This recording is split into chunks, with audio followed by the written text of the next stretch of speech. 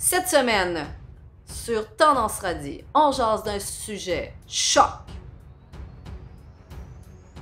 On parle du syndrome du Winners. C'est parti.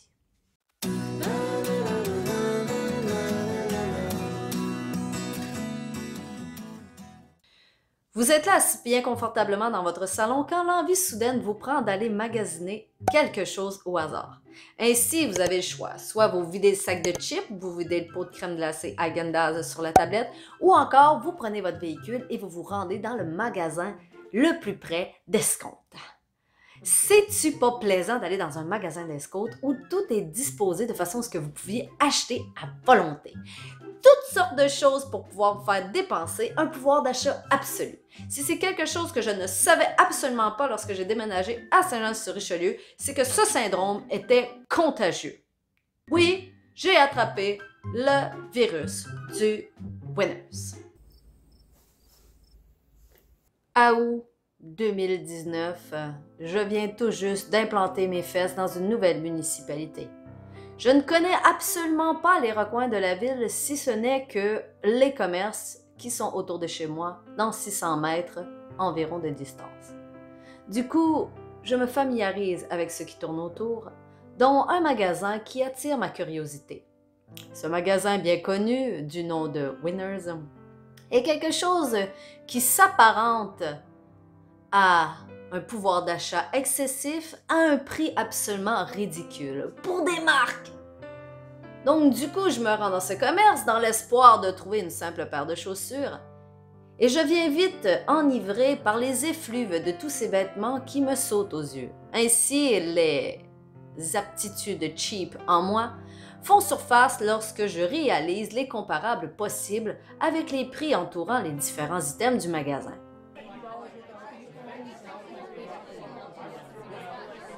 Tout est fait pour que j'ai envie de consommer en abondance et je suis fatiguée.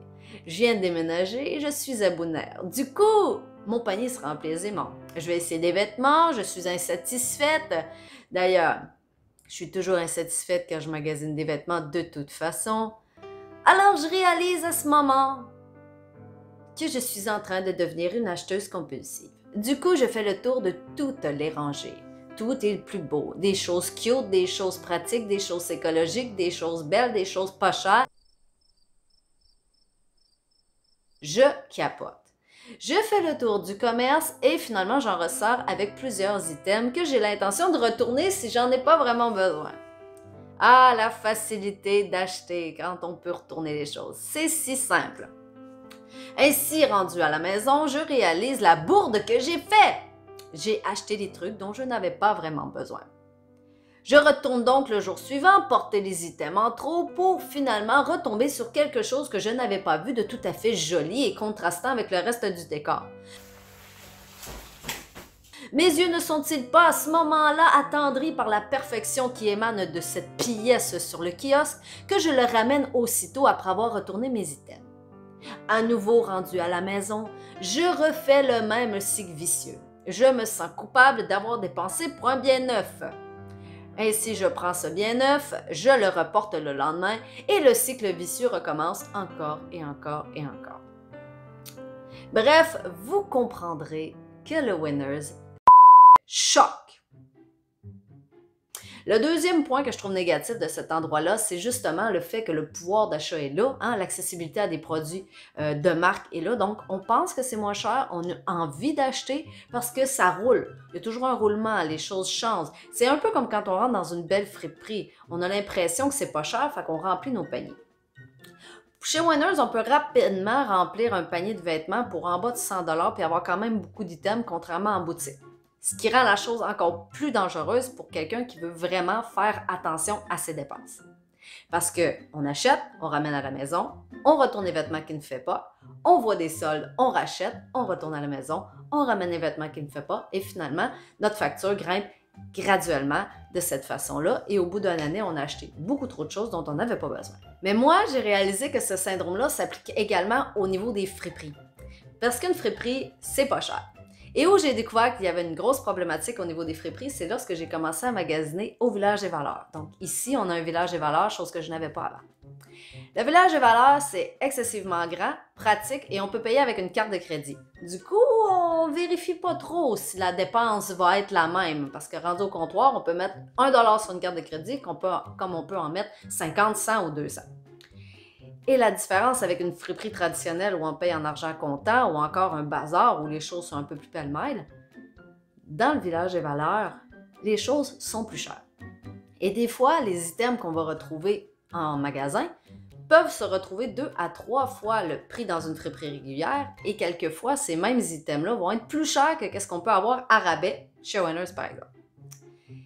Et j'ai réalisé, comme je le disais, cette problématique-là parce que j'étais habituée d'acheter dans des friperies des trucs à 25, 50 et 1,50$ lorsque j'achetais des gilets et ensuite des pantalons. Et lorsque j'arrivais à la maison, je me disais, c'est pas grave, au pire, ça ne m'aura pas coûté cher. Mais au bout d'une année, les dépenses peuvent être quand même assez importantes. Ça va être toujours moins pire que d'acheter toujours des vêtements neufs en magasin, mais la différence avec un vêtement usagé et un vêtement neuf, c'est que le vêtement usagé, on y porte un peu moins attention. Hein? Alors qu'un vêtement neuf, étant donné qu'on l'a payé plus cher, on a tendance à vouloir le protéger un peu plus, le laver mieux, le traiter avec soin, et on n'est pas porté à s'en débarrasser tout de suite. Donc, lorsque je me suis rendue dans un Village des Valeurs et que j'ai constaté les prix sur place, je me suis dit, oh, attends un peu. Tu ne peux pas toujours acheter ici et rapporter ensuite, ainsi de suite, ou encore juste dépenser pour gaspiller ton argent. Réfléchis avant d'acheter.